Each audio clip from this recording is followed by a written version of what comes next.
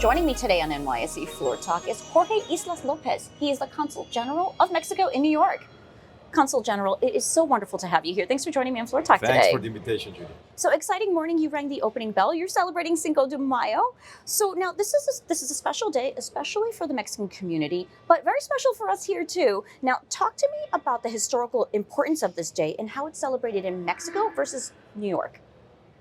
Well, it's a very important historical date because it means a lot for the Mexicans. At the time, we beat and have a victory over the French troops when they were intending to invade Mexico.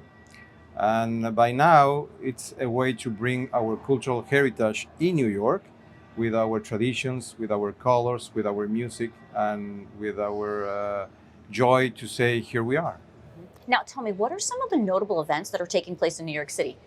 Yes, well, we start with a bell ceremony here at the New York Stock Exchange. Thank you for that. And then tomorrow we're going to have a musical festival at Queens College with Mexican music, mariachi band, and some other regional music from Mexico. On Sunday, noon at Bowling Green, we will have a racing flag with Major Adams. And afterwards at 4 p.m. at Times Square, we're going to have another festival, a musical festival with all the Mexican community in New York, so more than welcome. Now, there's a large population, Mexican population of people from Puebla, which is where the battle occurred that celebrates Cinco de Mayo. Yep. So how does this community influence the local celebrations? Well, in New York, among 10 Mexicans, 8 of them are from Puebla.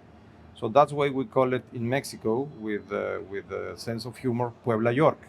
So they bring their traditions, their cultural, historical background, and it's a way of celebrating also their customs, traditions, and all the way how can they explain why they are here, and they bring Puebla and Mexico to New York. Okay, now let's switch gears.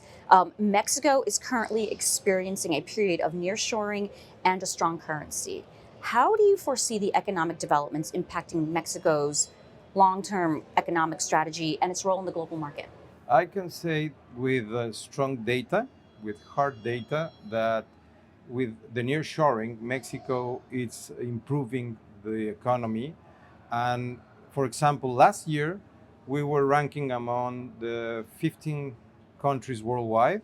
And now 1 year later, we're on the 12th place.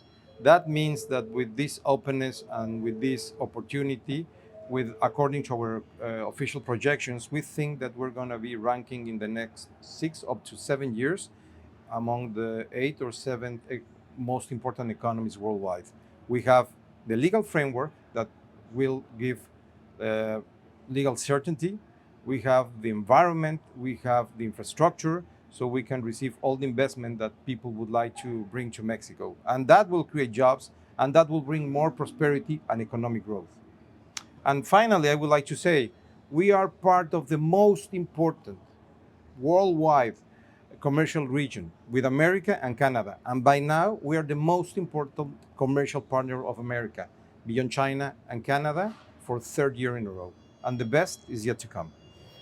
All right, well, thank you so much for joining me on Floor Talk today. It's been wonderful to celebrate Cinco de Mayo with you. Thank you for inviting us, and Feliz Cinco de Mayo.